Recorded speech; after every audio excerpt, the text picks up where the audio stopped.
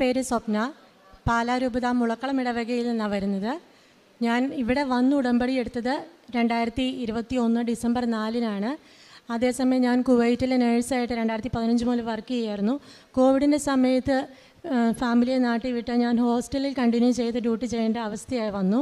അതെനിക്ക് ഒട്ടും ഉൾക്കൊള്ളാൻ പറ്റുന്നൊരു സാഹചര്യമല്ലായിരുന്നു. കോവിഡിൻ്റെ ഡ്യൂട്ടി ഹെവി ആയിരുന്നു. അപ്പം എങ്ങനെയായാലും എനിക്ക് അവിടെ നിന്ന് റിസൈൻ ചെയ്ത് പോകണമെങ്കിൽ 2 ഓപ്ഷനുണ്ട്.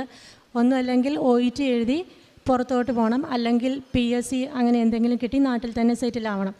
അപ്പം OET പഠിക്കാനായിട്ട് ഞാൻ ഓൺലൈൻ കോഴ്സിന് ചേർന്നു.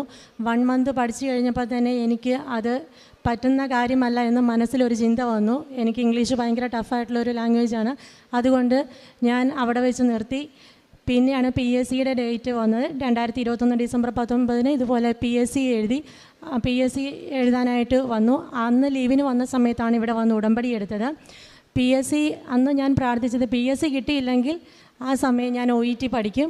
അതുവരെ OET എന്ന് പറയുന്ന മനസ്സിലെനിക്ക് പറ്റുന്നില്ല എന്നൊരു വിശ്വാസമായിരുന്നു. ഞാൻ PSC എഴുതി. PSC എനിക്ക് കിട്ടിയില്ല. പക്ഷേ അത് കിട്ടിയില്ല എന്നോർത്ത് എനിക്കൊരു നിരാശയും തോന്നിയില്ല. എന്തോ മനസ്സിൽ നിന്നൊരു ഭാരം പോയ പോലെ തോന്നി.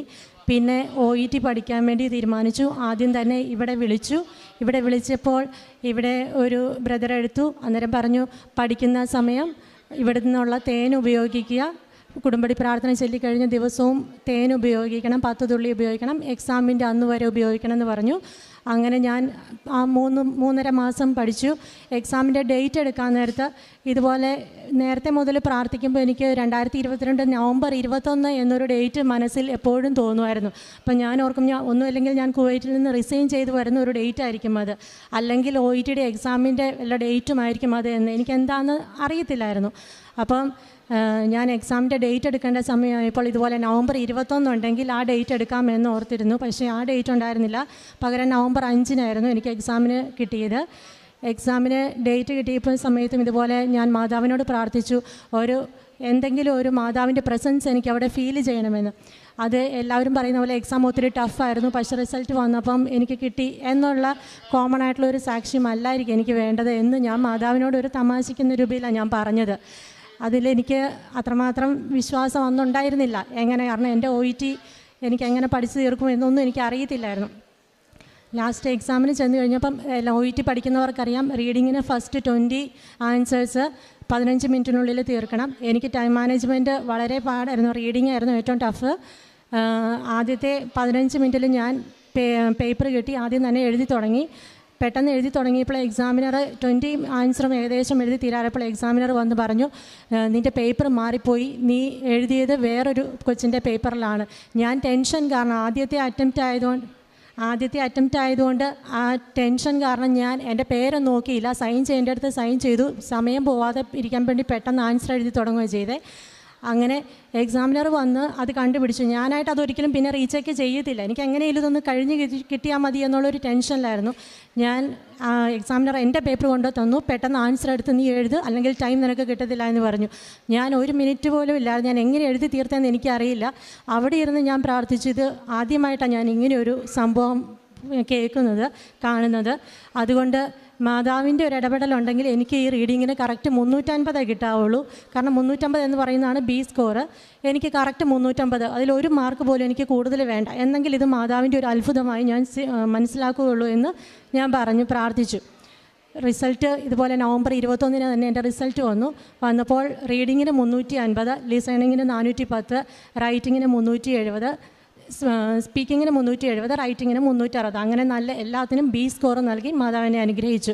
അതുപോലെ തന്നെ അയർലൻഡ് പ്രോസസ്സിങ് വളരെ പെട്ടെന്ന് തന്നെ എനിക്ക് ഇൻ്റർവ്യൂ കിട്ടി. DL അയർലൻഡിനുള്ള DL 10 ദിവസത്തിനുള്ളിൽ തന്നെ അപ്ലൈ ചെയ്തതിന് ശേഷം എനിക്ക് കിട്ടി. എല്ലാ പേപ്പർ വർക്കും വളരെ ഫാസ്റ്റായിട്ട് തന്നെ നടന്നു. ഇപ്പോൾ എൻ്റെ വിസ വന്നു. നവംബർ 9 ടിക്കറ്റ് എടുത്തിട്ടുണ്ട്. അവിടെ ചെന്ന് നവംബർ 12, 18 ആപ്റ്റിറ്റ്യൂഡിൻ്റെ എക്സാമാണ്. അതിനുമായി പ്രാർത്ഥിക്കാനും കൂടിയാണ് ഇപ്പോൾ വന്നത്. അതുപോലെ 2021 കുവൈറ്റിലായിരുന്ന സമയത്ത് ലൈറ്റ് ക്യാൻഡിൽ പ്രയർ റിക്വസ്റ്റ് ഇട്ട് എനിക്കൊരു ദൈവാനുഗ്രഹം ഉണ്ടായിരുന്നു. അത് ഞാൻ ഉടമ്പടി എടുക്കാൻ വന്നപ്പോൾ പറയണമെന്ന് ഓർത്തു, പക്ഷേ എനിക്ക് പറ്റിയിരുന്നില്ല. അതിപ്പോൾ ഞാനിവിടെ പറയുകയാണ്.